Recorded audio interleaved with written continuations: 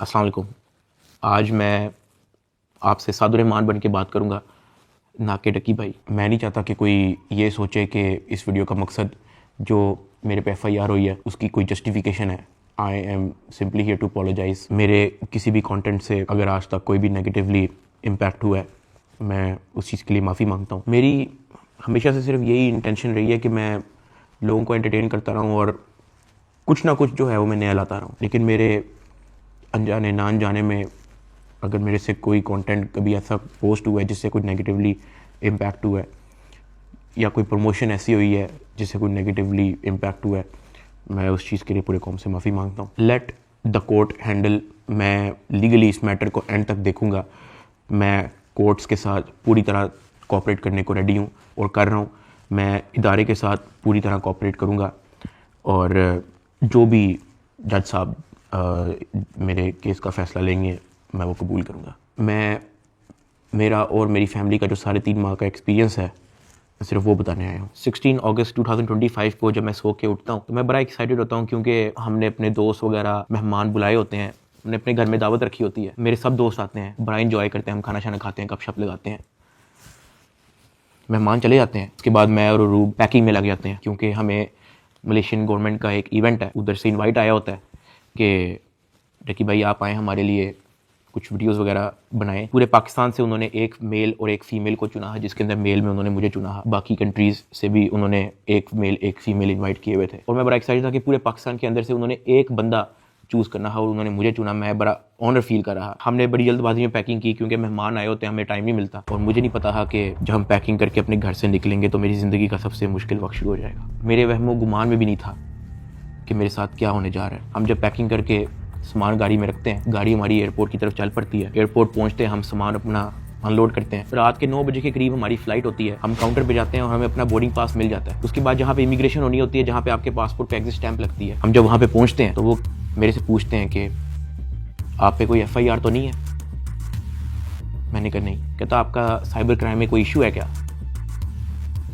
मैंने कहा नहीं। कहते आप हमारे साथ आ जाएं। मैं और अरूब एक दूसरे की तरफ देखते हैं कि ये क्या हो गया। हम किसी को ऑन टाइम ज़्यादा इन्फॉर्म ही नहीं कर पाते हैं। मैंने ज़िया को सिर्फ मैसेज कर दिया है कि ये इस तरह से इशू हो गया है, तो शायद हम फ्लाई ना कर पाएँ, तो आप प्लीज़ गाड़ी जो है वो एयरपोर्ट ले आओ और हमें यहाँ से पिक कर लो। हमें लगा कि शायद हमें बस सिर्फ फ्लाई नहीं करने देंगे और हम घर जा सकेंगे। 5-10 मिनट के बाद इमिग्रेशन वाले हमसे हमारे मोबाइल ले लेते हैं, कहते हैं कि इसको एयरप्लेन मोड पर लगा दें और अरूब की तरफ वो इशारा करते हैं कि अगर आप जाना चाह रही हैं मलेशिया तो आप जा सकती हैं। अरूब ने कहा नहीं, अगर साथ मेरे साथ जा रहा है तो मैं चले जाती हूँ, वरना मैं इधर ही ठीक हूँ। शायद ये मेरी गलती ही, मुझे उसको जाने देना चाहिए था, क्योंकि उसके बाद जिस चीज़ से मेरी फैमिली ने गो थ्रू किया है, मैंने यही रिग्रेट किया कि मुझे अरूब को मलेशिया भेज देना चाहिए था। इमिग्रेशन वाले हमें एक रूम में बैठाए थे। मैं और अरूब बस आपस में गपशप लगा रहे होते हैं कि कोई नहीं कल चले जाएंगे, कोई नहीं दोबारा टिकट करा के परसों चले जाएंगे, इवेंट भी 2 दिन के बाद है, कल चले जाएंगे। हम आपस में यही डिस्कस कर रहे थे। बिल्कुल मेरे अंदर इतना सा भी वहम गुमान नहीं था कि असल में इशू क्या है। 1 घंटे के बाद इमिग्रेशन वाले आते हैं, वो कहते हैं कि आ जाए हमारे साथ। एयरपोर्ट के बाहर NCCI की टीम आई होती है, मुझे वो हथकड़ी लगाते हैं, मेरी गाड़ी में बैठा देते हैं। अरूब कहती है कि मैंने भी साथ आना है। मैंने उसको कहा नहीं, तुम घर चली जाओ, मुझे नहीं पता क्या सीन है, मैं हैंडल कर लूँ। वो गाड़ी भी चल पड़ी थी, गाड़ी सीधा चलेगी NCCI ऑफिस गुलबर्ग। इस वक्त यूट्यूबर डकी भाई की गिरफ्तारी का हर तरफ चर्चा है। डकी भाई को लाहौर एयरपोर्ट पर उस वक्त गिरफ्तार किया गया जब अब इन्होंने मुल्क जा रहा था। NCCI लाहौर ने मारूफ यूट्यूबर सादुर्रहमान उर्फ डकी भाई के खिलाफ मुख्तलिफ इल्जाम के तहत मुकदमा दर्ज कर लिया। साइबर क्राइम एजेंसी ने यूट्यूबर साद उर्फ डकी भाई के खिलाफ मुकदमा दर्ज कर लिया है। मशहूर यूट्यूबर डकी भाई कल रात से गिरफ्तार है। पाकिस्तान के सबसे मशहूर यूट्यूबर डकी भाई एक बार फिर बड़ी मुश्किल में फंस गए हैं। मुल्जिम को गुज़श्ता रात लाहौर एयरपोर्ट से गिरफ्तार किया गया था। यूट्यूबर डकी भाई बड़ी मुश्किल में, हुक्म जारी, मदाहों के लिए बुरी खबर। डकी भाई डकी भाई डकी भाई डकी भाई डकी भाई डकी भाई डकी भाई। रात के तकरीबन 11 बजे हम NCCI ऑफिस पहुंच जाते हैं। हथकड़ी मुझे लगी हुई थी, मुझे ऊपर एक रूम में लेके गए। जब मैं NCCI के ऑफिस पहुंचता हूं तो वहां पे 6-7 ऑफिसर्स बैठे होते हैं। मेरी हथकड़ी वो खोल देते हैं, मुझे कुर्सी पे बिठा देते हैं और मेरी इंटेरोगेशन शुरू हो जाती है। वहां पे मेरे से क्वेश्चन करते हैं एप्लीकेशंस के प्रमोशन के बारे में। वहां पे मुझे पहली बार आइडिया होता है कि मेरा इस इशू पे मुझे एयरपोर्ट पे रोका गया। खैर मेरे से वो जो सवाल करते गए मैं उनको बताता गया। मेरे पास 3 मोबाइल थे, मैंने तीनों मोबाइल के पासवर्ड उनको दिए। उन्होंने मेरे से मेरे जीमेल अकाउंट के पासवर्ड पूछे, मैंने वो भी उनको ऑन द स्पॉट दिए। उन्होंने मेरे से मेरे लैपटॉप का पासवर्ड पूछा, मैंने उनको ऑन द स्पॉट दिया। ऐसा भी नहीं कि मैंने उनको कोई बहाना लगाया हो कि मैं पासवर्ड भूल गया हूँ, because I had nothing to hide. मैं इदारे के साथ कॉपरेट करना चाहता हूँ। मैं ये नहीं चाहता कि इदारा ये सोचे कि मैं कुछ छुपा रहा हूँ। मेरा 23 दिन का रिमांड लिया गया। वो सारी इन्वेस्टिगेशन मैंने पहले 23 मिनट के अंदर दे दी थी। कई घंटे गुजर जाते हैं और तमाम ऑफिसर्स मेरी इंक्वायरी लेके चले जाते हैं, सिवाय एक के, जो मेरे इन्वेस्टिगेशन ऑफिसर्स थे, असिस्टेंट डायरेक्टर शुएब रियाज साहब। मेरे आईओ के अलावा जब तमाम ऑफिसर्स चले जाते हैं तो एक प्राइवेट बंदा बाहर से अंदर आता है। तो आईओ मुझे कहता है कि तुझे पता है कि तेरे पे एफआईआर होने वाली है। मैंने कहा यार मुझे थोड़ा सा एक्सप्लेन कर दें कि मेरे पे केस क्या है और क्या एफआईआर है और मैंने किया क्या है। तो जो प्राइवेट बंदा जो बाद में आया था ना, वो कहता कि यार तेरे बहुत बड़े मामला आते हैं, तेरा बहुत बड़ा मैटर है, तेरे पीछे ISI है, तेरे पीछे MI है, तेरे पीछे क्या क्या एजेंसी है। कहता तुझे पता ही नहीं है कि तूने क्या किया। तो वो मेरे पे ये इंप्रेशन डाला कि हर इदारा जो है वो मेरे पीछे पड़ गया। साथ ही कहता कि लेकिन अगर आप हमारे साथ कॉपरेट करेंगे तो हम आपके साथ कॉपरेट करेंगे। मेरा तो काम ही कोई नहीं है। मैं सुबह उठता हूँ, फैमिली को टाइम दिया, बेगम को टाइम दिया, एक आधे दोस्त को टाइम दिया, जाके व्लॉग वगैरह बना लिया, घर आए, सो गए, दैट्स इट। इसके अलावा मेरी लाइफ में कुछ है ही। मेरे माइंड में 100 सवाल आना शुरू हो गए, लेकिन मेरे पास जवाब किसी का नहीं था। खैर उन्होंने मेरे पे FIR दे दी, मुझे हवालात में बंद कर दिया। मैंने जिंदगी में कभी हवालात नहीं देखी थी। उस रात मैं नहीं सोया, मैं जागता रहा, रोशनी होगी। हवालात में सिर्फ एक ही लड़का था, मैंने उससे भी कोई ज्यादा बातचीत नहीं की। सुबह 10-11 बजे के करीब एक बंदा आया, उन्होंने मुझे हथकड़ी लगाई और मुझे कोर्ट ले गए कि आपको जज साहब के सामने पेश करना है। मेरी फैमिली में से किसी भी बंदे ने आज तक कोई कोर्ट, कोई कचहरी, कोई पुलिस स्टेशन, कोई हवालात, कोई थाने, उनमें से किसी चीज़ का उनको नहीं था पता। जज साहब ने 2 दिन का रिमांड दे दिया। मुझे तो रिमांड का मतलब ही नहीं था पता। मुझे हथकड़ी लगा के फिर से NCCI ऑफिस ले जाते हैं और मुझे हवालात में बंद कर देते हैं। उससे नेक्स्ट डे की बात है, मेरी इन्वेस्टिगेशन चल रही होती है। Additional director NCCI Sarfaraz Chaudhry साहब वो अचानक कमरे में आते हैं, मेरी तरफ देखते हैं, कहते हैं कि ए मुंडाई। आईओ कहते हैं हाँ जी। कहते हैं इसको लेके आओ मेरे पास। आईओ हथकड़ी पकड़ता है, मेरे हाथ पे लगाता है और कहता चल। मुझे जब हथकड़ी लगा के एडिशनल डायरेक्टर रूम में लेके जाते हैं तो वहाँ पे 5 ऑफिसर्स बैठे होते हैं। एडिशनल डायरेक्टर सरफराज चौधरी साहब मेरे से पूछते हैं कि तुम कौन से एप्लीकेशन के कंट्री हेड हो। मैंने कहा कि सर मैं किसी एप्लीकेशन का कोई कंट्री हेड नहीं हूँ। वो अपनी कुर्सी से अचानक उठता है, कहता तेरी माँ किधर से आता है पैसा तेरे पास। मैंने कहा सर मैं यूट्यूबर हूँ, मेरे 8 मिलियन सब्सक्राइबर हैं, उधर एडसेंस अभी मैं बात कर ही रहा होता हूँ। कहता है कि तुम मेरे वतन अजीज के बच्चों को खराब कर रहे हो, क्या करता है तुम्हारा बाप। मैंने कहा जी यूनिवर्सिटी के अंदर प्रोफेसर हैं। तो कहता तुम इतने क्यों हो। मैं चुप रहता हूँ। वो चीख के बोलते, कहता बोल। मैंने कहा जी सर मैं सिर्फ वीडियोस बनाता हूँ, मैं यूट्यूबर हूँ। माँ बहन की गालियाँ वो देता रहता है। उसने मेरे मुंह पे बहुत जोर का थप्पड़ लगाया। मैं बिल्कुल चुप होकर ऐसे मुंह नीचे करके खड़ा हो गया। तो कहता मुंह ते कर, मुंह ते कर। अभी मैंने मुंह पर किया नहीं था। वो जोर से चीख के कहता मुंह ते कर। अभी मैंने वो मुंह पर किया ही था, उसने मुझे दूसरा थप्पड़ लगाया। मैं वहाँ पे बड़ा हेल्पलेस फील कर रहा कि यार मेरे से ऐसा क्या हो गया। मैं भी ये सोच ही रहा था, उसने मुझे तीसरा थप्पड़ लगाया। मुझे माँ बहन की गालियां दी जा रहा है। मैं अपना मुंह नीचे करके खड़ा हुआ हूँ तो मेरे थप्पड़ इधर लगता है, फिर वो कहता था मुंह पर कर, फिर मेरा थप्पड़ इधर लगता है। वो मारी गया जब तक उसका दिल नहीं भरा। मैंने तो गिने भी नहीं है कि उसने मुझे थप्पड़ कितने मारे हैं। फिर वो मुझे कहता कि अपनी टांगे बैंड कर। मैंने अपनी टांगे बैंड कर ली। कहता हाथ ऊपर कर। मैंने अपना हाथ ऊपर कर लिया। वो घर में एक वीडियो कॉल लगाता है जो एक बच्चा रिसीव करता है जिसकी एस्टिमेटेड तकरीबन एज होगी 7 साल। एक हाथ में सिगरेट होती है। वो उस बच्चे से पूछता है कि डकी भाई को जानते हो। वो बच्चा कहता है जी। वो बैक कैमरा ऑन करता है, मेरे हाथ खड़े होते हैं, टांगे बैंड होती हैं। वो कैमरे से दिखाता है उस बच्चे को कि कौन है ये। कहता है डकी भाई। तो कहता कि तुम इसके प्रोग्राम देखते हो। कहता जी। वो पीछे जो प्राइवेट मुलाजिम खड़ा होता है जो बहुत जोर का पीछे थप्पड़ मारता है। सरफराज चौधरी साहब उस 7 साल के बच्चे को कहते हैं ये देखो इसके साथ क्या हो रहा है, आप देखोगे तुम इसका प्रोग्राम। कहता नहीं, चलो फटाफट इसको गालियां दो। बच्चा कहता है कि सरफराज चौधरी साहब कहते हैं और का बच्चा। सरफराज चौधरी साहब कहते हैं और का बच्चा। थप्पड़ वो मारी जा रहा होता है पीछे। वो वीडियो कॉल पे उस बच्चे को दिखा रहा होता है कि ये तुम इसके प्रोग्राम देखते हो और ये मैं क्या बताऊं यार। खैर मैं तब बड़ा हेल्पलेस होता हूँ। मैं समझ नहीं आती कि मैं क्या करूं और किस तरह इससे निकलूं। मैंने क्या किया ऐसा। खैर वो सरफराज चौधरी कहता है कि इसको ले जाओ, इसकी तरीके से तफ्तीश करो। जबकि मैं डे 1 को आया हूं, मैं सब कुछ मोबाइल का पासवर्ड मैंने लैपटॉप के पासवर्ड, मैंने जीमेल के पासवर्ड, मैंने एक चीज़ नहीं छोड़ी। मुझे आज जितने ऑफिसर्स थे वहाँ पे, मुझे एक ऑफिसर आके दिखा दे, बता दे कि डक्की भाई ने हमें ये चीज़ नहीं थी दी, इसलिए हमने मारा है। वो तफ्तीश के अंदर इस जगह कोऑपरेट नहीं था कर रहा, इसलिए हमने मारा है। मुझे एक बंदा आके दिखा दे यार। मेरा 23 दिन का रिमांड लिया मैंने, पहले 23 मिनट के अंदर उनको सब कुछ दिया। मुझे ऊपर ले गए। मेरे से एक बंदा मिलने आया हुआ था, जावा फूड्स, मेरा एक जानने वाला है जिसने हमारे घर में, जब हमारे घर में दावत थी तो उसकी केटरिंग की थी। अब क्योंकि मुझे फ्रेश मार के ऊपर लेके गए थे, मेरी आंखों में आंसू थे, तो वो जब मिलने आया हुआ था वो अचानक अपनी सीट से खड़ा हुआ और उसने मेरी तरफ देखा कि क्या हुआ है। मैंने कहा कि यार मैं इनके साथ पूरी तरह कोऑपरेट कर रहा हूँ, वो फिर भी मुझे मारी जा रहे हैं, मुझे माँ बहन की गालियां दे रहे हैं। तो अगर आपकी यहाँ पे किसी ऑफिसर से बातचीत है, आप उनसे काइंडली रिक्वेस्ट करें कि यार मुझे मारे कम, या मुझे तब मारे जब मैं आपको कुछ छुपा रहा हूँ या आपको कुछ गलत बता रहा हूँ, तब मार लें, लेकिन मुझे मारे कम। वो बड़ा परेशान हुआ, वो बाहर चला गया। कुछ खाने को मेरे लिए लेके आया था, पिज्जा या कोई बर्गर लेके आया था। बाहर जाके मुझे नहीं पता कि उनके जानने वाले थे जुनैद सलीम जो एंकर हैं, उन्होंने कहीं उनको बात बता दी। जुनैद सलीम साहब ने जो है वो अपने पॉडकास्ट के अंदर इसका जिक्र कर दिया कि मेरा एक जानने वाला वहाँ पे गया तो डक्की भाई इस हालत में था।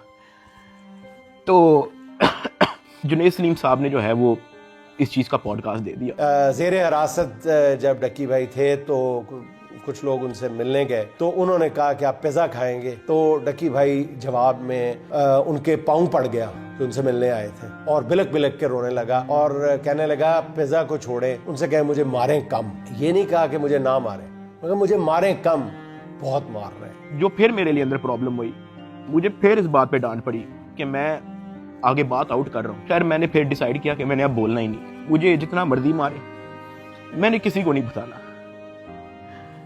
मुझे हवालात में वापस बंद कर दिया इन्होंने। थप्पड़ किसने मारा था? थप्पड़ वो एहलकारों ने मारा था।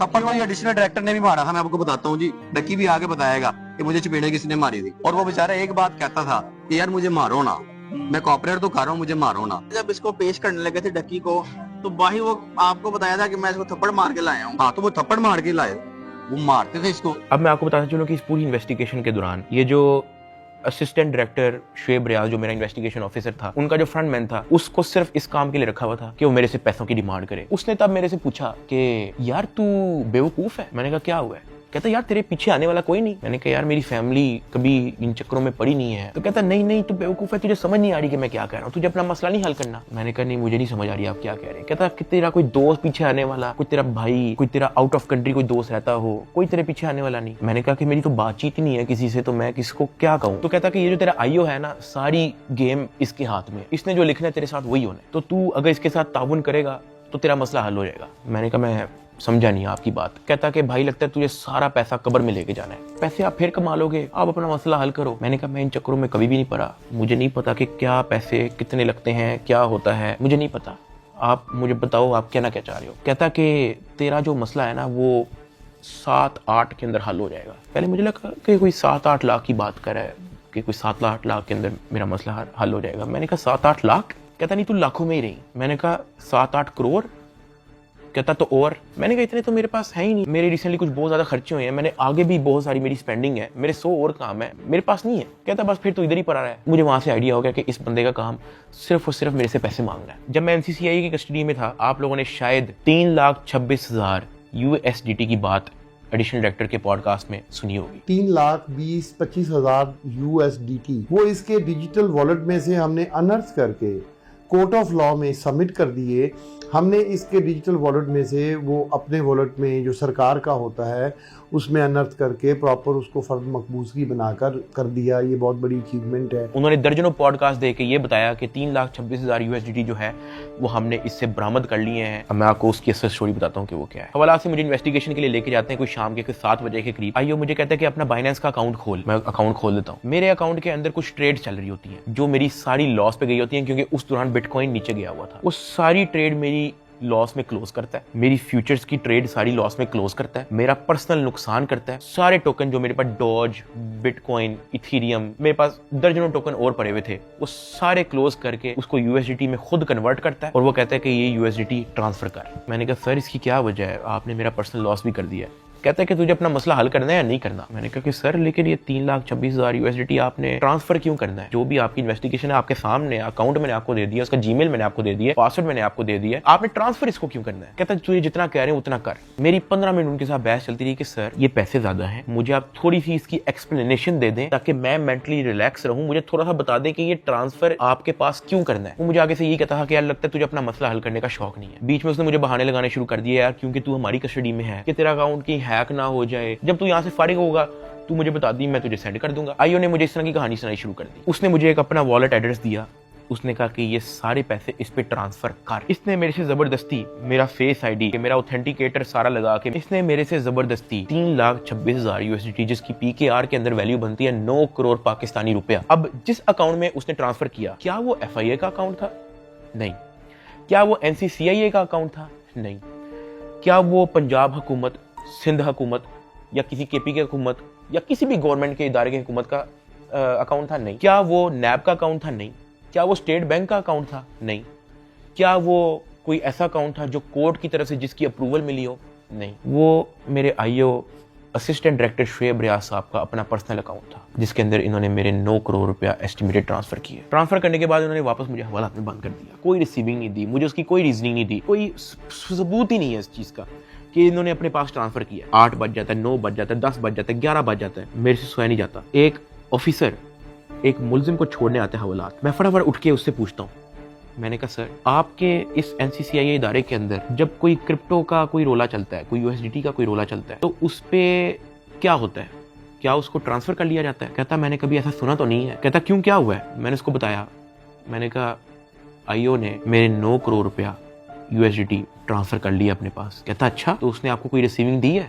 मैंने कहा नहीं। कहता ऐसा होता तो नहीं है वैसे, लेकिन अगर आप कहते हो तो मैं किसी से पूछ लूं? मैंने कहा जी पूछ ले, मैं बड़ा टेंशन में हुआ। उस पूरी रात मैं नहीं सोया। अगले दिन सुबह के कोई 10-11 बजे के करीब एक बंदा आता है, मुझे लेके जाता है ऊपर ऑफिस में, मुझे इतनी जोर का वो थप्पड़ लगाता है, मेरे ख्याल से मेरे पूरे 3 महीने के अंदर सबसे ज्यादा जोर का थप्पड़ वो वाला थप्पड़ था जिसकी मैं अभी बात कर रहा हूँ। क्योंकि वो मुझे बता के नहीं लगाया जाता, वो मेरे पीछे से लगाया जाता है, मेरे सर पे इतना बड़ा उस बंदे का हाथ होता है, मुझे इतनी जोर का थप्पड़ लगाते हैं, मेरे यहाँ से मेरे ज़ेन का मवाद, अंतरियां सारी मेरी आंखों से बाहर निकलने को करी। मैं इवन एक पॉइंट पे मेरा विजन ब्लरी हो गया, मेरा विजन काला हो गया, मैं बेहोश होने वाला, इतनी जोर का वो थप्पड़ था। उसने कहा कि हर चीज बतानी जरूरी होती है। मैंने कहा कि सर मेरे 9 करोड़ रुपया आप ट्रांसफर कर लो, मुझे उसकी कोई रीजनिंग ना दो, मुझे उसकी कोई रिसीविंग ना दो, मैं अपना मुंह कैसे बंद रख लूं? इतनी सी बात पे मुझे फिर से एक और थप्पड़ लगाया। मुझे आईओ के पास ले गया। आईओ कहता कि यार तुझे अपना मसला हल करने का शौक नहीं है?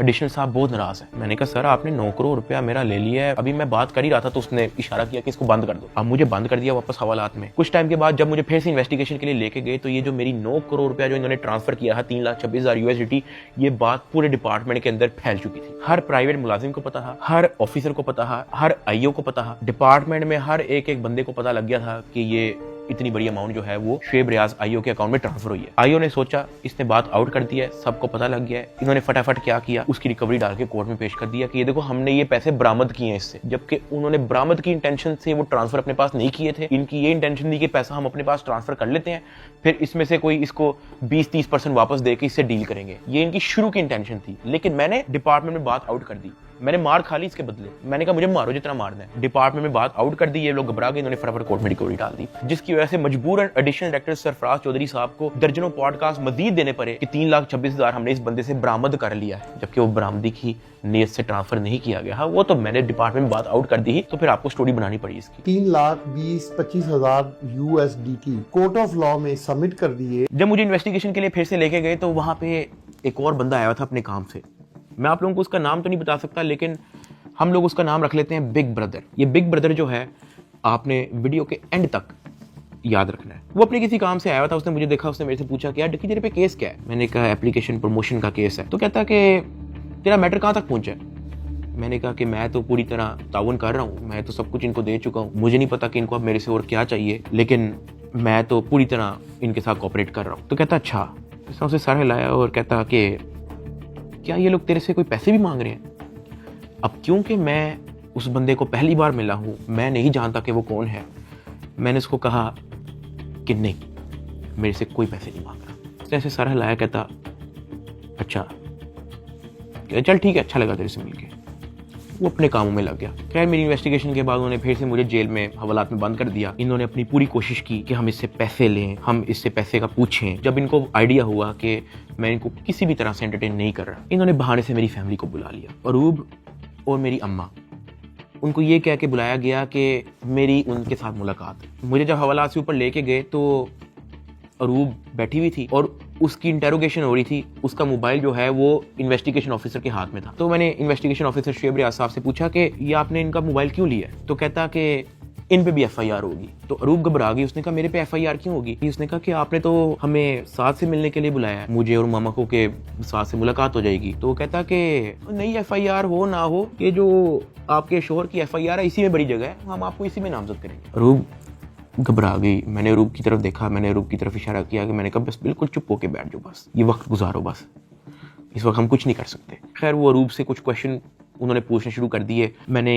यही कोशिश की कि मैं जल्दी से जल्दी अरूब को वापस भेज दूं घर। उसका मोबाइल वापस मिले ना मिले डजंट मैटर, वो घर जाए। आईओ ने अरूब का मोबाइल रख लिया। मैंने अरूब को कहा कि अब तुम घर जाओ और तुमने वापस नहीं आना। जब अरूब घर गई है तो उसने जब वकीलों से डिस्कस किया तो वकीलों ने कहा कोई बात नहीं, हम प्री अरेस्ट बेल करवा लेंगे। तो अरूब ने कहा ओके। अगले दिन उन्होंने जाके प्री अरेस्ट बेल करवा ली। जब उन्होंने प्री अरेस्ट बेल करवाई तो प्री अरेस्ट बेल की खबर पहुंच गई इदारे में, एनसीसीआई ऑफिस में, आईओ के पास और सरफराज चौधरी एडिशनल डायरेक्टर के पास। इन्होंने फिर से मुझे कहा कि अपनी फैमिली को मीटिंग के लिए बुलाएं। मैंने घर वालों को कॉल की क्योंकि उसकी प्री अरेस्ट बेल हो चुकी थी। मैंने कहा चलो अब इसको खतरा नहीं है और इसका मोबाइल भी उनके पास है, तो I think it's not a big deal, मैं बुला लेता हूँ। ऑफिसर्स ने जो है मेरे घर कॉल करवाई। मैंने कहा कि अम्मा वो बड़े अफसरान, एडिशनल डायरेक्टर और इन्वेस्टिगेशन ऑफिसर्स बुला रहे हैं, तो बाकी घबराएं ना, कोई इस तरह कोई नेगेटिव मीटिंग या इस तरह का कुछ नहीं है, तो आ जाएं। मेरी माँ और अरूब प्री अरेस्ट बेल करवाने के बाद एडिशनल डायरेक्टर रूम में आ गए। सरफराज चौधरी साहब कहते जतोई साहिबा आप अपने आप को क्या समझती हैं, आपने प्री अरेस्ट बेल करवा ली है? तो अरूब ने कहा जी। तो कहता अच्छा करवाएं, जो आपने करना करें। 5 रुपए का एक नया सफा आता है, हम एक नई एफआईआर लिखेंगे और आपको पकड़ लेंगे। अरूब मेरी तरफ देख रही है कि ये क्या है, ये किस तरह की मीटिंग है। मेरी माँ परेशान, लाल उनके चेहरे हो गए थे सबके। एडिशनल डायरेक्टर सरफराज चौधरी साहब ने फिर अपना मोबाइल खोला, वहाँ व्हाट्सएप खोला, उन्होंने ऊपर लिखा जज, और ऐसे मेरी माँ को और मेरी वाइफ को लिस्ट दिखाई ऐसे स्क्रॉल करके कि ये देखो मेरा इस जज से भी ताल्लुक है, मेरा इन जज से भी ताल्लुक है, मेरा इस जज से भी ताल्लुक है, क्या कर लेंगे आप? जब वो इस तरह जजेस की लिस्ट दिखा रहा था तो उसने बड़े ऊंचे अल्फाज में बोला कि यहाँ पे जज भी मैं हूँ, यहाँ पे वकील भी मैं हूँ, यहाँ पे सब कुछ मैं हूँ, जितनी आपने प्री अरेस्ट बेल करवानी है करवाएं, नया पर्चे में हम पकड़ लेंगे। हमारे पास कुछ कहने को नहीं था। मैंने वहाँ पे सिर्फ सर को कहा कि जी सर आप बिल्कुल सही कह रहे हैं। मैंने अपने घर वालों की तरफ देखा, मैंने उनको इशारा किया कि प्लीज़ वक्त गुजारें बस। मेरे घर वालों के चेहरे लाल हो गए हैं, मतलब बिल्कुल आप कह लो कि उनके पास कुछ कहने को नहीं थे। दे वर शेकिंग। वो बातें करता गया, हम लोग घबरा गए थे। हमने बस वेट किया कि यार ये कब हमें फाड़े करेगा। जब उसने कहा ठीक है आप जा सकते हैं, मैं, अरूब और मेरी माँ जब उस एडिशनल डायरेक्टर रूम से बाहर निकले, मेरी माँ की आंखों में आंसू थे, अरूब की आंखों में आंसू थे। मैंने कहा कि यार मुझे बहाने से कहते हैं कि आप लोगों को बुला लो, फिर ये इस तरह की हरकतें करते हैं, डराने धमकाने वाली, ब्लैकमेलिंग, थ्रेट्स। मैंने कहा ये सिर्फ और सिर्फ इनका पैसे मांगने का तरीका है ताकि हम डर जाएं, इनको कुछ पैसे दे दें और हमारी जान छोड़ेंगे। तो ये इस तरीके से मुझे, मेरी फैमिली को ज़हनी अजियत देते रहे हैं, ब्लैकमेल करते रहे हैं। अरूब का राइट बनता है कि वो प्री अरेस्ट बेल करवा के आए। आपने अपनी इन्वेस्टिगेशन करनी है, करें। उसने तो अपना मोबाइल भी दे दिया, आप जब बुला रहे हो वो आ रही है, फिर भी आप उसको थ्रेट कर रहे हो कि जी आपने प्री अरेस्ट बेल करवा लिया, कोई बात नहीं, 5 रुपए का नया सफा आएगा, हम आपको फिर अरेस्ट कर लेंगे। और ये सब इनका तौर तरीका था कि हम लोग किसी तरह टूट जाए और ये जितने पैसे मांगे हम लोग फौरी इनको दे दें। इस दौरान आईओ और उसका जो फ्रंट मैन है, जब उनको पता लगा कि मैं और मेरी फैमिली किसी भी तरह से इनको एंटरटेन नहीं कर रही, कोई पैसों के मामले में लिफ्ट नहीं करवा रही, तो इन्होंने मेरे एक दोस्त से बात की और उस दोस्त को कहा कि इसको मुझे आके कहो कि ये पैसों से मसला हल होगा। उसकी जो भी गपशप हुई मेरे दोस्त ने वापस आके बताई, कहता कि ये पैसे ही मांग रहे हैं। मैंने कहा यार इस तरीके से मेरी फैमिली को ब्लैकमेल कर रहे हैं, इस तरीके से मुझे टॉर्चर कर रहे हैं, ये लोग चाहते क्या है? वो ये कह रहे हैं कि अरूब को हम पर्चे में नामजद ना करें और उस पर कोई नया पर्चा ना दें और उसको अरेस्ट ना करें, उसका वो 1 करोड़ रुपया मांग रहे हैं। मैंने कहा भाई इन्होंने मेरा बैंक अकाउंट ब्लॉक कर दिया, इन्होंने मेरी USDT भी अपनी जेब में डाली, मेरे अब्बा जी का बैंक अकाउंट ब्लॉक है, मेरी अम्मा जी का बैंक अकाउंट भी इन्होंने ब्लॉक कर दिया है, अरूब का बैंक अकाउंट इन्होंने ब्लॉक कर दिया है, जिया का बैंक अकाउंट इन्होंने ब्लॉक कर दिया है, इवन मुनीब जो अंडर 18 है उसका बैंक अकाउंट भी ब्लॉक कर दिया है। कहानी यहाँ पे खत्म नहीं हुई।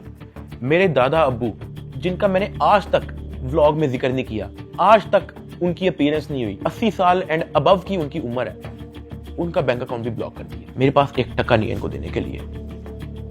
सॉरी। उसने मेरी बात सुनी, कहता अच्छा। उसने एज इट इज जब ये बात आईओ को बताई, आईओ आगे से इसको कहता कि इन्हों दे कोल 40-50 करोड़ रुपया सैट नहीं पराउंदा। मेरे दोस्त ने एज इट इज मुझे ये बात आके बताई। अब क्योंकि मेरी फैमिली ऐसे मेंटल टॉर्चर से गुजर चुकी थी, जब मेरे दोस्त ने ये बात मेरी फैमिली को बताई, मेरी फैमिली ने घबरा के कहा कि प्लीज आप किसी और से बात कर लें, अगर वो हमें लोन दे सकता है, कोई उधार हमें दे सकता है तो दे दे।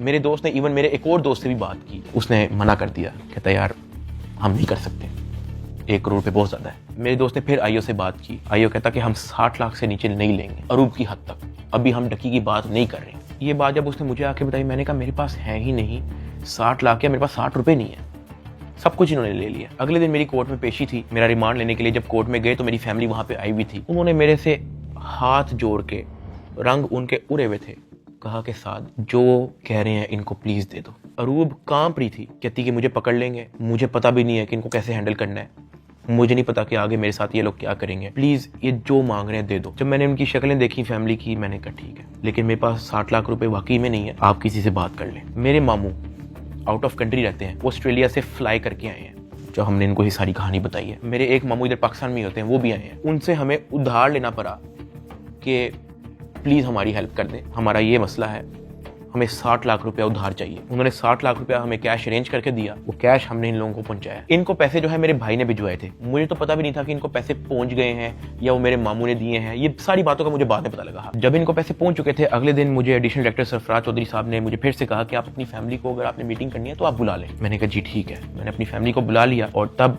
एडिशनल डायरेक्टर साहब का रवैया मेरी फैमिली के साथ टोटली चेंज हो चुका था। वहां से मुझे आइडिया हुआ कि it was never about the case, it was always about the money. वो मेरी फैमिली से बड़े अच्छे से बात कर रहे हैं, मुझे आइडिया हो गया कि इनको शायद पैसे पहुंच चुके हैं। वो इवन कमरे से चले भी गए थे, उन्होंने कहा कि अगर आपने अपनी कोई प्राइवेट बात करनी है तो आप कर लें। जब वो कमरे से गए हैं, तब मेरी माँ ने, अरूब ने, मेरे भाई ने सारी कहानी बताई कि किस तरह से मेरे मामू ने उधार 60 लाख रुपया दी है इस सारी कार्रवाई के लिए। मैंने अपनी माँ से माफ़ी मांगी, मैंने कहा यार आई एम सॉरी कि मेरी वजह से इतना कुछ करना पड़ रहा है सबको। कहती कोई बात नहीं, अल्लाह पाक देख रहा है, इट्स ओके। खैर मेरी फैमिली को 5-10 मिनट दिए हैं मेरे से बात करने के लिए, और वो चले गए। अब तक मेरा 16-17 दिन का रिमांड हो चुका था। इतना लंबा रिमांड होता नहीं है। अभी वीडियो में कुछ टाइम पहले मैंने आपको कहा था कि बिग ब्रदर एक बंदा आपने याद रखना है। ये बिग ब्रदर इस बार फिर से एनसीसीआई ऑफिस आता है, लेकिन ये इस बार मेरे से मिलने आता है। मेरे से पूछता है कि किधर तक पहुंचा तेरा केस। मैंने कहा कि सर मेरी तरफ से तो मैं सब कुछ दे चुका हूँ, मुझे नहीं पता कि इनका क्या इरादा है। उसने मेरे से पूछा कि यार इतना लंबा तेरा रिमांड क्यों हुआ है। मैंने कहा सर नो आइडिया, जबकि मैं इनको सब कुछ दे चुका हूँ। इनके पास मेरे सारे मोबाइल हैं, इन्होंने मेरी वाइफ को भी नामजद किया है, सारे ईमेल पासवर्ड लिए हुए हैं, सब कुछ इनके पास है, ये फिर भी मेरा रिमांड डिमांड करते हैं। कहता अच्छा, तो इन्होंने पैसों की बात की है तेरे से? क्योंकि मैं उस बंदे पे उस तरह से ट्रस्ट नहीं था करता। मैंने कहा नहीं, इन्होंने मेरे से कोई पैसों की बात नहीं की। कहता किसी ने इशारा दिया हो, किसी ने इनडायरेक्टली तेरे से डिमांड की हो, या किसी ने कहा हो कि तू अगर पैसे दे देगा तो तेरी छूट हो जाएगी। फिर वही बात कि मुझे नहीं था पता कि वो बंदा कौन है। मैंने उसको कहा कि नहीं। उसने मेरी तरफ देखा ऐसा, कहता आर यू श्योर? मैंने कहा जी। इवन उससे मुझे एक पॉइंट पे बड़े गुस्से से देखा। कहता कि देख ले, अगर कुछ ऐसा है तो तू मुझे बता सकता है। फिर वही बात आ गई क्योंकि मैं उसको जानता नहीं था। मैंने कहा नहीं ऐसा कुछ भी नहीं है सर। कहता ठीक है।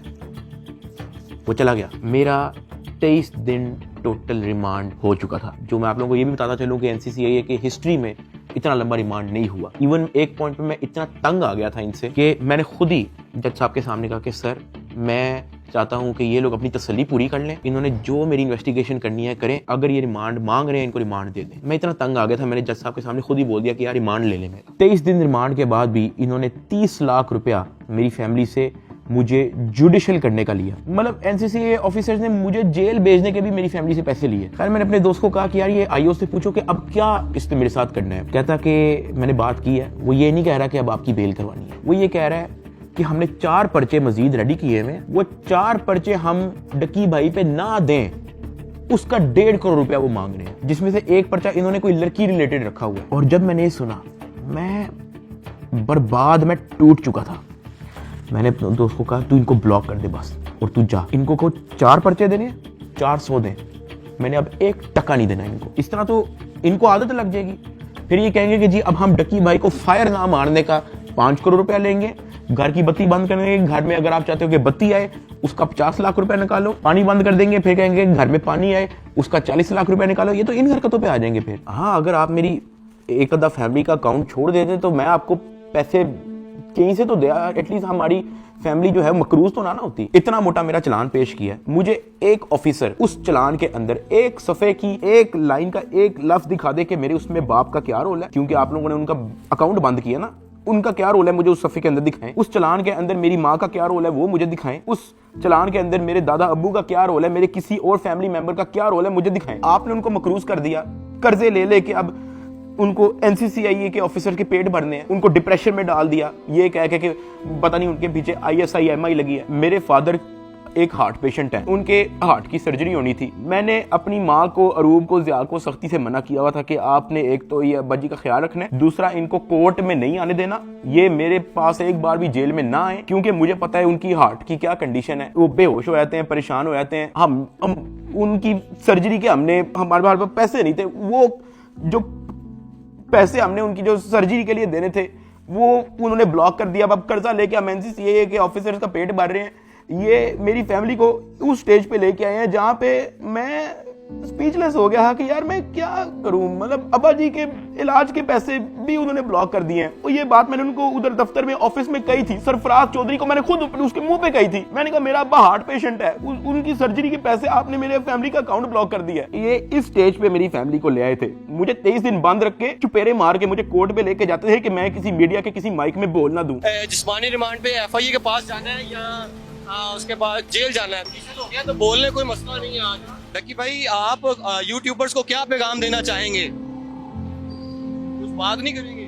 ताहम आज जो है वो बात तो नहीं करने दे रहे, लेकिन डकी भाई को जो है वो सुबह सवेरे जो है आज अदालत में पेश किया गया है। बिल्कुल जी बात तो नहीं कर सकते डकी भाई। इससे पहले भी हमने जब इनसे गुफ्तगू करने की कोशिश की है तो NCCI एहलकारों की जानिब से जो वो मना कर दिया गया है कि वो किसी भी किस्म से जो है वो गुफ्तगू नहीं करेंगे। डकी भाई कुछ कहना चाहेंगे आप? डकी भाई आप कुछ कहना चाहेंगे? भाई कुछ तो बोलिए, इन्होंने तो मना नहीं किया आपको, आप लॉयर्स ने मना किया कि भाई सारी तो आपने तहकीकात के बारे में आपने ताउन किया, उसके बावजूद क्यों ही कहा जा रहा है आपके? मेरी गिरफ्तारी के 23वें दिन जब मुझे जज साहब के सामने पेश किया तो फाइनली मैं जुडिशल हो गया। जुडिशल का मतलब यह है कि अब मैं जेल चला जाऊंगा। जज साहब ने ऑर्डर लिख के दिया कि हमने बंदा जुडिशल कर दिया। अब जुडिशल करके कोर्ट से बंदा डायरेक्ट जेल नहीं जाता, कोर्ट से एक बार NCCA ऑफिस वापस आता है, वहां पे उसके कुछ पेपर्स रेडी होते हैं, उसके बाद उसको जेल भिजवाया जाता है। तो जब मैं कोर्ट से NCCA ऑफिस वापस आया, वही बिग ब्रदर उधर मौजूद था। उसने मेरी तरफ देख के कहा, डकी तेरे से पैसे किसने लिए? मेरा दिल इधर मुंह में आ गया। मैंने कहा यार ये मेरे साथ क्या हो रहा है। अब क्योंकि उसने मेरे से डायरेक्ट पूछा कि तेरे से पैसे किसने लिए हैं, उसने मेरे से ये भी नहीं पूछा क्या तेरे से कोई पैसे ले रहा है, उसने मेरे से कहा कि तेरे से पैसे किसने लिए। मैंने कहा कि जी ये शुएब रियाज और उसकी टीम ने, इन्होंने जो है वो पैसे ऊपर हायर अफसरान को भी पहुंचाने हैं। कहता अच्छा कोई डिटेल है तेरे पास? मैंने कहा कि सर मैं तो इनके साथ हवालात में था जेल में, सेल में, तो मेरी सिर्फ फैमिली को पता है कि एग्जैक्टली क्या हुआ। फैमिली 5-10 मिनट के लिए मेरे से मिली थी, लेकिन उन्होंने मुझे बहुत छोटा छोटा मोटा मोटा बताया, ज़्यादा डिटेल का मुझे नहीं पता। तो फिर उसने पूछा कि कितने पैसे लिए हैं। मैंने कहा जी 60 लाख रुपए लिए। वो भी मेरी वाइफ को नामजद करने का कह रहे थे कि जो मेरी बीवी को अरेस्ट कर लेंगे, अगर आप चाहते हैं कि हम आपकी वाइफ को अरेस्ट ना करें तो ये 60 लाख रुपया पहुंचाएं। तो वो हमें 60 लाख रुपया उसका हमने दिया। उसने कहा ठीक है तू जेल जा, लेकिन उससे पहले कहीं से कॉल करवा और अपनी फैमिली को कह कि तेरा एक दोस्त मिलने आ रहा है, उससे मिलने। मैंने कहा ठीक है। मैंने कहीं से मोबाइल अरेंज किया, मैंने फटाफट मामा को कॉल की, मुझे सिर्फ मामा का नंबर याद था। मैंने उनको कहा कि मेरा एक दोस्त आएगा, उससे मिलने। बिग ब्रदर वहां से चला गया। 5-10 मिनट के बाद मुझे भी पुलिस के डाले में बिठाया और मुझे जेल ले गए। डकी भाई को जो है तकरीबन 22 रोज़ा जिस्मानी रिमांड के बाद जब अदालत में पेश किया गया तो अदालत ने गुज़श्ता रोज जो है डकी भाई को जुडिशल रिमांड पर जो है वो जेल भेज दिया। देख सकते हैं कि डकी भाई को जो है वो जेल मुंतकिल किया जा रहा है। 9 सितंबर 2025 को मुझे जेल भेज दिया जाता है। मैंने अपनी ज़िंदगी में वहमो गुमान में भी नहीं सोचा होना कि मेरी ज़िंदगी में ये दिन भी आएगा। जब मैं जेल जाता हूँ सबसे पहले तो मेरी चेकिंग होती है, बालों के अंदर, अंडर आर्म्स, आपकी नाक के अंदर भी देखते हैं, वो आपके कान के अंदर, आपके मुंह के अंदर, आपके लिप्स ऊपर करके आपकी ज़ुबान निकाल के। चेकिंग होने के बाद मुझे लेके जाया जाता है मेरे सेल की तरफ, जिसको जेल की ज़ुबान में चक्की कहते हैं। जेल के सेल का साइज़ आप ऐसा समझो कि कुछ 6 से 7 टाइलें हैं ना, उतना साइज़ होगा। उसका, या फिर एक किंग साइज मैट्रेस अगर एक अंदर पड़ा हो तो वहाँ पे और मजीद जगह नहीं है। ये जेल के सेल का साइज होता है। कॉर्नर पे जो है वॉशरूम लगा होता है जो कवर्ड नहीं होता, उसके आगे एक छोटी सी दीवार लगी होती है, यानी कि अगर आप खड़े हुए हो तो बाहर से देखने वाला बंदा आपको नंगा देखेगा, लेकिन अगर आप वॉशरूम करने के लिए बैठे हो तो आपके चेस्ट से ऊपर जो है आप विजिबल होगे, नीचे आप कवर्ड होगे। इस हद तक बस दीवार होती है वहाँ पे। उसी के ऊपर जो है वो एक टूटी लगी होती है पानी की। मैं जब अपने सेल में आता हूँ तो शाम हो जाती है, मुझे सेल में लाते ही लॉक कर दिया जाता है, क्योंकि मेरा नया एक्सपीरियंस होता है। मुझे नहीं समझ आ रही होती है कि मैं कहाँ पे आ गया हूँ। मैं इधर उधर देखता हूँ, परेशान हो जाता हूँ कि ये क्या हो रहा है मेरी ज़िंदगी में। बहुत ऊंचा पंखा लगा होता है जहाँ से मुझे आइडिया होता है कि कोई चाह के भी खुदकुशी नहीं कर सकता। अंधेरा हो जाता है, मुझे कुछ समझ नहीं आ रही होती कि मैंने क्या करना है। खैर मैं दीवार के साथ लग के बैठ जाता हूँ बिल्कुल ऐसे ही, और सोचता रहता हूँ कि ये मेरी ज़िंदगी कहाँ से कहाँ आ गई है। मैं अपने सेल से बाहर देखता हूँ तो 1.5 लीटर की बोतल पड़ी होती है, उसके ऊपर कैप भी लगा होता है। मेरा हाथ तो वहाँ तक नहीं पहुँचता, लेकिन कोई 15-20 मिनट के अंदर एक इंचार्ज जो है वो वहाँ से गुजर रहा होता है। मैं उसको आवाज़ देता हूँ कि सर, वो मेरी बात सुनते हैं, हाँ जी। मैं उनको कहता हूँ कि सर वो सामने 1.5 लीटर की बोतल पड़ी है, वो काइंडली मुझे पकड़ा दें। मुझे बोतल पकड़ा देता है। वॉशरूम से मैं वो 1.5 लीटर की बोतल के अंदर पानी भरता हूँ, उसका कैप बंद करता हूँ। सितंबर का टाइम होता है, शदीद गर्मी होती है, इतनी गर्मी कि आप कूलर के बगैर नहीं रह सकते। मैं अपनी कमीज़ उतारता हूँ, बॉटल को अपनी शर्ट के अंदर डाल के ऐसे उसको मैं लपेटता हूँ, अपने सर के नीचे रख के मैं लेट जाता हूँ। 2 दिन मेरे ऐसे ही गुजरे। जेल के एक्सपीरियंस में मैं ज़्यादा डिटेल में बात नहीं करूँगा इस वीडियो में, मैं वो फिर कभी आप लोगों को एक्सपीरियंस बताऊँगा। 3 दिन मैं उस सेल में रहा, मुझे किसी ने नहीं बुलाया, किसी ने कोई आवाज़ नहीं दी। तीसरे दिन एक ऑफिसर आता है और उसके हाथ में एक चिट होती है। वो चिट की तरफ देखता है, वो कहता है सादुर रहमान की रही। मैं अपना हाथ कर रखता हूँ कि जी सर। मैं कहता आजा तेरी मुलाकात आई है। वो फीलिंग ही बड़ी अजीब सी थी कि आपको किसी ने पूछा है, आपसे बात की है किसी ने, और इससे पहले मुझे पता ही नहीं था कि मुलाकात क्या होती है। खैर उसने मुझे मेरे सेल से निकाला, मुझे एक जगह पे ले गया, और 3 दिन बाद मैंने किसी अपने को देखा। मेरी माँ, अरूब और ज़िया वहाँ पे खड़े हुए थे, लेकिन मैं उनको मिल नहीं सकता था, उनको गले नहीं लग सकता था, मैं उनको सलाम नहीं कर सकता था, क्योंकि हमारे दरमियान में शीशा लगा हुआ था। उनकी तरफ एक लैंडलाइन पड़ा हुआ था, एक लैंडलाइन मेरी तरफ पड़ा हुआ था, और उस लैंडलाइन में ही आप बात कर सकते हो। मैंने ज़िंदगी में इतना बेबस फील नहीं किया। एक लैंडलाइन उनकी तरफ पड़ा होता है, एक लैंडलाइन मेरी तरफ पड़ा होता है। एक तरफ से अरूब फ़ोन उठाती है, दूसरी तरफ से मैं फ़ोन उठाता हूँ, और वो कहती है क्या हाल है। मैंने कहा मैं ठीक हूँ। उसके आगे वो कुछ नहीं बोलती। 2 मिनट मैं भी चुप रहता हूँ, 2 मिनट वो भी चुप रहती है। अचानक कहती है कि साद ये क्या हो गया ये सब। मैंने कहा रूप मुझे नहीं पता, मुझे नहीं पता, मेरे पास किसी चीज़ का जवाब नहीं है। ऐसे ही हमारी बात हो रही थी, अचानक ज़िया अरूब को कहता कि मैंने बात करनी है साद से। मैंने कहा हाँ करवाओ। ज़िया अरूब से फ़ोन ले लेता है। वो कहता है कि यार साद आपका एक दोस्त आया था। मैंने कहा हाँ। कहता है यार वो तो सारी डिटेल हमसे मांग रहा था और उसको सब कुछ पता है, तो आप उस पर ट्रस्ट करते हो।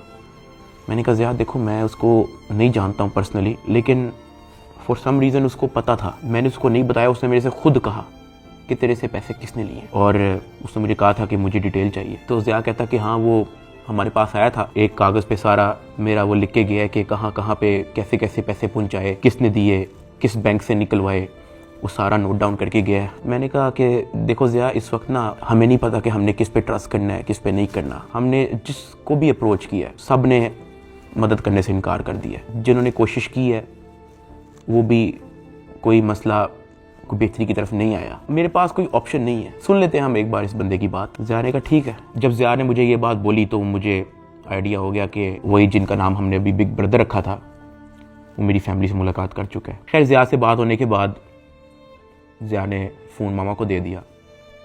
मामा भी रो पड़ी, गपशप हो रही ही। साथ उन्होंने कहा था कि जो आपका दोस्त आया है कहता कि आप मेरी भी माँ है, आपको कुछ नहीं होगा, आपने अब 1 भी रुपया किसी को नहीं देना, बस जो आप लोगों ने दे दिया है उसकी मुझे डिटेल दे बस। खैर वही 15-20 मिनट होते ही हैं वो फ़ोन बंद हो जाता है। ना मुझे मामा की आवाज़ आ रही होती है, ना मेरी आवाज़ उन तक जा रही होती है। तो मुझे रियलाइज़ होता है कि मेरा वक्त ख़त्म हो गया। वहाँ का एक इंचार्ज मुझे मेरे सेल में वापस छोड़ देता है। मैं वापस उसी जगह पे आया था। वक्त के साथ साथ जेल में अपने आप को एडजस्ट किया, मेंटली एक्सेप्ट किया कि भाई तू अभी इधर ही है। 10 दिन गुजर गए। 10 दिन के बाद एक इंचार्ज फिर से आया चिट लेके, कहता सादुर रहमान की रही। मैंने कहा जी सर मैं। कहता आजा तेरी मुलाकात है। मुझे लगा मेरी फैमिली आई है, लेकिन जब मैं उधर पहुंचा तो वही बिग ब्रदर मेरे से मिलने आया था। खैर उसने कॉल उठाई, कहता कैसा है डकी। मैंने कहा सर मैं बिल्कुल ठीक। कहता तू अपनी फैमिली के सामने रोया क्यों था। मैं उनसे मिलने गया तो वो तेरी माँ कह रही थी कि वो रो रहा था उधर। मैंने कहा सर मैं बस थोड़ा इमोशनल हो गया उनको देख के। कहता नहीं हो, पता है जेल हो गई है तुझे तो क्या हो गया है, अंदर बैठ के घर वालों को तो नहीं ना परेशान करना, उनके सामने मुस्कुरा के जाया कर, हंसता खेलता उनके साथ शुगर लगाया कर। क्या मैं बिल्कुल ठीक हूँ, अंदर बड़ा मजा आ रहा है। मैंने कहा सर वो हो जाता है, मैं तो कोशिश करता हूँ कि मैं उनको कोई टेंशन ना दूं, लेकिन चेहरे पे बंदे के लिखा आया था। कहता खैर मैं गया उस दिन तेरे घर, माँ जी बहुत परेशान थी, मैंने उनको तसल्ली दी है, तुझे मैं सिर्फ ये बताने आया हूँ कि तू तगड़ा रहे। फिर उसने मुझे कहा कि अगर आने वाले कुछ टाइम के अंदर अगर तुझे कोई न्यूज़ तेरे रिलेटेड सुनने को मिलती है तो पैनिक नहीं होना और अंदर किसी से कोई बात शेयर नहीं करनी। कोई पूछे कहना मुझे इल्म नहीं किसी चीज़, और अपनी फैमिली को भी कह दे कि किसी चीज़ को लेके पैनिक नहीं होना। अगर कोई प्रेशराइज करने की कोशिश करे, कोई कॉल करे, कोई अप्रोच करे, जस्ट इन्फॉर्म अस। साथ मैंने उनको ये भी बताया कि जब मैं NCCI की कस्टडी में था तो वो मुझे कहते थे कि आपके पीछे MI लगी हुई है। तब उसने मुझे कहा कि जिन लोगों का नाम लेके आपसे पैसे ले रहे हैं ना, मैं उस इदारे से हूँ। फिर उसने मुझे बताया कि ये बात जब मुझे पता लगी तो हमने अपने हायर अथॉरिटीज़ को भी इन्फॉर्म किया, तो let me and my team handle it. तूने अंदर किसी से कोई बात नहीं करनी, अपनी फैमिली से ज़्यादा कोई बात नहीं करनी, सिर्फ उनका हालचाल पूछ और रोना धोना बंद कर, उनके सामने शुगर लगा, हंस मुस्कुरा, कह के बड़ा मज़ा आ रहा है अंदर, जो बुरा वक्त था वो चला गया, अब बस तू वक्त काट। फिर मैंने उसको बोला कि सर वो जो एडिशनल डायरेक्टर सरफराज चौधरी साहब हैं वो मुझे रिमांड के दौरान कहते थे कि मैं तेरी हाई कोर्ट तक बेल रोकूंगा। तो उधर बिग ब्रदर कहता कि छोड़ दे, कुछ नहीं होगा। उसके बाद वो हुआ जो किसी ने वहमो गुमान में भी नहीं सोचा था।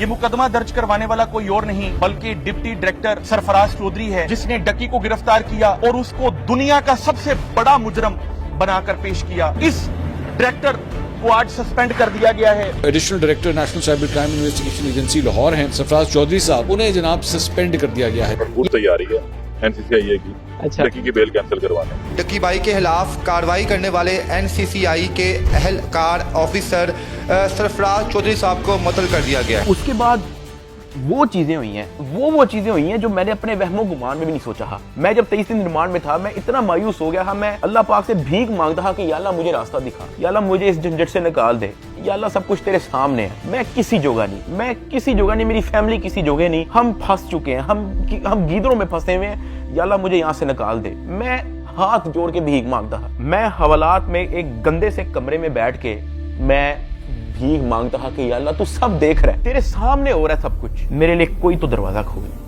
मुझे कोई रास्ता दिखा, मैं कहाँ जाऊँ।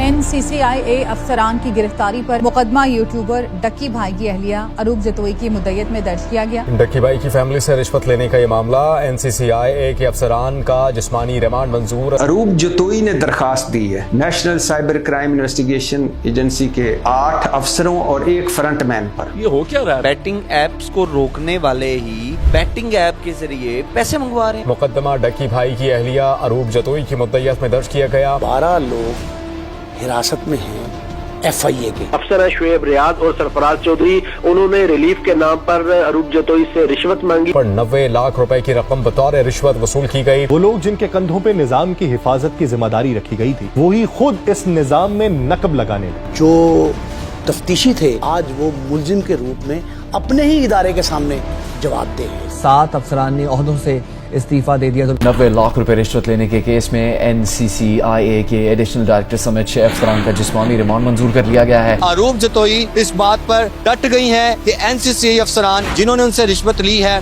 इनको नहीं छोड़ेंगी। जिन ऑफिसर्स ने मेरी फैमिली को मेंटल ट्रॉमा से गुजारा, जिन ऑफिसर ने मेरी फैमिली को मेंटली टॉर्चर किया, जिन ऑफिसर ने मुझे बेवजह मारा, मैं उनसे भीख मांगता गया कि यार मुझे ना मारे, मुझे फिर भी मारते गए। जिन ऑफिसर्स ने बच्चे को वीडियो कॉल करके मुझे उससे माँ बहन की गालियां दिलवाई, अगले दिन उन सब की खबर आ गई कि वो सब गिरफ्तार हो गए। और ये जो 100 दिन की कैद थी, जब मुझे किसी किस्म की कोई उम्मीद नहीं थी नजर आती, मैं कभी कभी अल्लाह पाक से कहता था कि अल्लाह तू मेरी क्यों नहीं सुन रहा।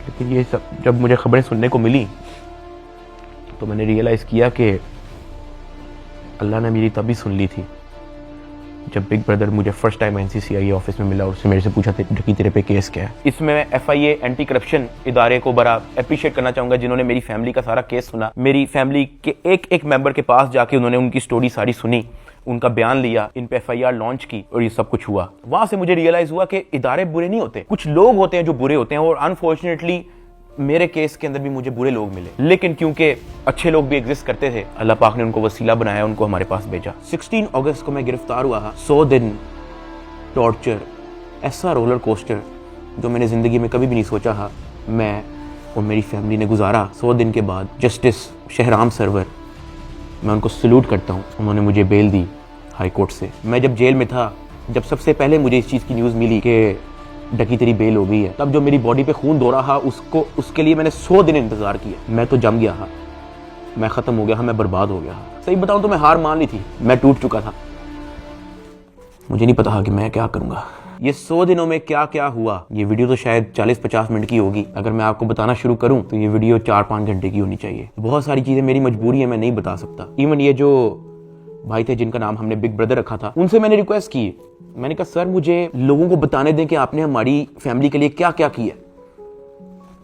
कहता डकी, we work in the shadows, हमें आपकी अप्रिसिएशन नहीं चाहिए, ये हमारी ड्यूटी थी। आपकी माँ हमारी माँ है, आपकी फैमिली हमारी फैमिली है। ना हम चाहते हैं कि आप हमारा नाम लें, ना हम चाहते हैं कि आप हमें मेंशन करें। उसने कहा क्योंकि हमारे इदारे का नाम लेके आपको और आपकी फैमिली से फाइनेंशियल बेनिफिट्स ले रहे हैं, तो we have to step in. इदारे की ट्रेनिंग ही ऐसी है कि अगर हमारे इदारे का कोई नाम लेके अपने लिए कोई बेनिफिट लेगा तो उसकी कोई टॉलरेंस नहीं है। ये हमारी ड्यूटी है, we are here to serve this country. अगर आप गलत होते या आपकी फैमिली गलत होती तो हम आपका साथ ना देते, लेकिन हमने देखा कि हमारी माँ मुश्किल में है, हमारी बेटी मुश्किल में है, हमारा भाई मुश्किल में है, तो हमें आपकी अप्रिसिएशन ही चाहिए। खुश रहें। और मैं बड़ा हैरान हुआ कि एक तरफ NCCI ऑफिसर्स हैं जो दर्जनों पॉडकास्ट दे रहे हैं पब्लिकली, लेकिन बैक एंड पे वो क्या हरकत करें उस चीज़ का किसी को नहीं पता। और दूसरी तरफ ये बिग ब्रदर का इंस्टीट्यूशन जिन्होंने दिन रात एक कर दिया मेरी फैमिली के लिए। और जब मैंने उनका कहा कि मुझे बताने दे लोगों को, तो कहते हमें क्रेडिट नहीं चाहिए। सेल्फलेसली काम किया और एक भी पॉडकास्ट, उनके एक भी ऑफिसर ने एक भी इंटरव्यू नहीं दिया, just working in the shadows. और मुझे और मेरी फैमिली को उन पे फख्र है। और मेरी सिंपैथी हर उस फैमिली के साथ है जो कभी इन करप्ट NCCI ऑफिसर्स के थ्रू अफेक्ट हुई है। अल्लाह पाक किसी की फैमिली को उस चीज़ से ना गुजारे जिस चीज़ से मेरी फैमिली गुजरी है। एक और चीज़ की बड़ी कन्फ्यूजन थी कि मेरे एक्चुअली वकला कौन है। तो मेरा केस जो है वो बैरिस्टर अमृत शेख देख रही हैं और एडवोकेट उस्मान लतीफ़ जो मेरा केस आगे परसू कर रहे हैं। लेकिन मैंने सबकी वीडियोस देखी हैं, जितने वकला हैं जिन्होंने मेरे लिए स्टैंड लिया, मैंने सबके टिकटॉक वीडियोस देखी हैं। मैं दिल से उन तमाम एडवोकेट्स का शुक्रगुजार हूँ जिन्होंने मेरे लिए स्टैंड लिया। इस पूरे 100 दिन के अंदर जो मेन सवाल लोगों का था ना, वो ये था कि यार डकी भाई आप तो इस मामले से फारिग होने के बाद मुल्क छोड़ के चले जाओगे। लेकिन मैं आप लोगों को एक बात बताऊं, 8 साल हो गए हैं मुझे यूट्यूब पे आए हुए। मैंने सिर्फ अच्छा टाइम देखा है। जहां 8 साल इस मुल्क ने मुझे सब कुछ दिया, इस मुल्क के लोगों ने मुझे प्यार दिया, इस मुल्क के लोगों ने मुझे सपोर्ट दी, तो ये 3 महीने की मुश्किल में मैं मुल्क छोड़ के जाऊंगा तो ये तो मेरी सेल्फिशनेस है कि जहां 8 साल इस मुल्क ने आप पे कोई मुश्किल नहीं आने दी, तो 3 महीने की मुश्किल पे मैं इस मुल्क को छोड़ के कैसे जा सकता हूं। मैं इधर ही हूं, मैं कहीं नहीं जा रहा। पाकिस्तान ने ही मुझे सब कुछ दिया है, पाकिस्तान में ही मैं रहूंगा। यहाँ पे मैं वीडियो को एंड कर रहा हूँ। इस पूरे 100 दिन के अंदर मैंने बहुत कुछ सीखा। कोई भी आके पीछे नहीं आता आपकी फैमिली के अलावा। मेरी माँ कोर्ट के धक्के खाती रही है। उनका क्या काम है कोर्ट में? उन्होंने कौन सा वहाँ पे कोई बयान देना है या कोई स्टेटमेंट देनी है, या वो कौन सी वकील है जो उनका कोर्ट में कोई काम है? वो सिर्फ वहाँ पे इसलिए आती ही कि मुझे कुछ 30-40 सेकंड के लिए अपने बेटे की झलक देखने को मिल जाए, मैं बस देख लूँ कि यार मेरा बेटा ठीक है। सिर्फ इसलिए आती रही है। एक दिन भी उन्होंने मिस नहीं किया। आज के दौर में जहाँ वफादारी तो मजाक बन के रह गई है, अरूब मेरे साथ एंड तक खड़ी रही। उसको डराया गया, धमकाया गया, ब्लैकमेल किया गया। इवन एक पॉइंट में मैंने उसको ये भी कहा था कि जब तक ये मैटर हल नहीं होता तुम आउट ऑफ कंट्री चले जाओ। वो तब भी मेरे साथ खड़ी रही। मैं जेल में था और मेरे लिए मर्दों से लड़ती रही है। और सही बताऊं तो कोई भी नहीं करता ऐसा।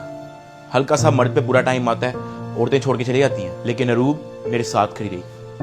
मैं एहसान कभी भी नहीं भूलूंगा। ज़िया अपने सारे काम छोड़ के, अपना यूनिवर्सिटी छोड़ के, अपनी सारी स्टडीज छोड़ के, अपना यूट्यूब चैनल छोड़ के मेरे साथ खड़ा रहा। मेरे साथ एफर्ट उसने एंड तक रखी। मेरे अब्बा जी हार्ट पेशेंट, उनको मैंने मना किया हुआ कि आपने बाहर नहीं निकलना। उनके बैंक अकाउंट बंद है, उधार पे हैं। मेरे लिए डेली मैसेज भेजते हैं अम्मा के थ्रू कि हमारी दुआएं सदा आपके साथ हैं, आपने घबराना नहीं है। मैंने सिर्फ ये रियलाइज़ किया कि आपकी फैमिली के अलावा कुछ मैटर नहीं करता इस दुनिया में।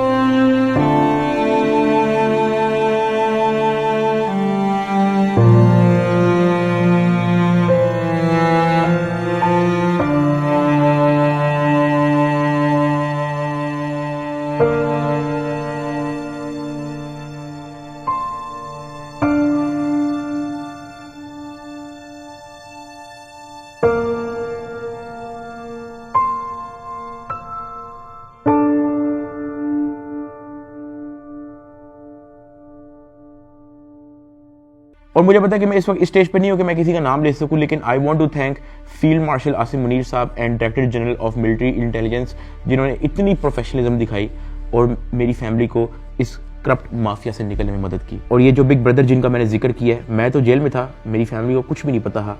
जब जब उनको कोई परेशानी होती ही, जब जब उनको कोई सवाल होता था, जब उनको किसी चीज़ की टेंशन होती ही, ये जो बिग ब्रदर है ये और इनकी टीम हमेशा उनके लिए अवेलेबल रही है। और इस तरह का clean up operation in corrupt mafia के अगेंस्ट आज तक पाकिस्तान की तारीख में नहीं हुआ। और ये सब क्रेडिट जो है ये इंटेलिजेंस एजेंसीज को जाता है। और जैसे मैंने आपको कहा कि मैं आप लोगों को सब कुछ तो नहीं बता सकता, मैं अगर बताना शुरू करूं तो ये वीडियो कोई 40-50 मिनट की नहीं, ये वीडियो कुछ 4 घंटे की होगी। वैसे भी आप लोग कहोगे कि झूठ बोल रहा है, ये तो कोई टॉम क्रूज की मिशन इम्पॉसिबल हॉलीवुड मूवी की स्क्रिप्ट बता रहा है। मैं बस यही कहना चाहता हूँ कि मैं और मेरी फैमिली हमेशा इनके शुक्रगुजार है। मैं आप सबको थैंक यू कहना चाहूंगा कि आप लोगों ने मुश्किल टाइम पे भी मेरा साथ नहीं छोड़ा। मैंने घर आके सोशल मीडिया देखा है, आप सबके कमेंट्स पढ़े हैं, मैंने आप सबकी वीडियोस, आप सबके एडिट्स मैंने देखे हैं। मुझे याद है गिरफ्तारी से पहले व्लॉग्स के अंदर मैं कहा करता था कि गाइस हमने 9 मिलियन सब्सक्राइबर्स करने हैं, लेकिन वो ख्वाब हमारा अधूरा रह गया। मैं गिरफ्तार हो गया, मेरे पास मेरा चैनल भी नहीं था, मैं जेल में था, मुझे लगा कि सब कुछ खत्म हो गया, this is the end, Ducky भाई is no more, he is finished. अचानक एक इंचार्ज आता है, कहते डकी भाई तेरे 9 मिलियन सब्सक्राइबर्स हो गए हैं, मुबारक हो। That is where I realised कि maybe this is not the end, maybe this is start of something else. I want to appreciate every single one of you. मैं जिंदगी भर नहीं भूलूंगा आप लोगों का एहसान। अभी इस वीडियो में मैंने आप लोगों को बोला कि यार अगर मैं सब कुछ बताना शुरू करूं तो ये वीडियो 4-5 घंटे की हो जाएगी। और साथ मैंने आप लोगों को ये भी बोला कि मैं आप लोगों को कुछ लोगों का नाम नहीं बता सकता, तो हम उनका नाम बिग ब्रदर रख देते हैं। बट लेकिन समटाइम सब कुछ जानना जरूरी भी नहीं होता। मैं बाहर आ गया हूँ, यही बहुत है। जब मैं जेल से वापस आया तो मैंने बहुत सारे लोगों की कहानियां देखी। कोई पॉडकास्ट पे कुछ कह रहा है, कोई यूट्यूबर कुछ कह रहा है, कोई टिकटॉकर कुछ कह रहा है, कोई जर्नलिस्ट कुछ कह रहा है। और मैंने उन सबको देख के बस कहा कि यार किसी को कुछ भी नहीं पता, सबकी अपनी अपनी कहानी है और सब झूठ है। असल में क्या हुआ है वो मुझे पता है। Let that be a mystery. Pakistan जिंदाबाद, पाक फौज जिंदाबाद। अल्लाह हाफिज।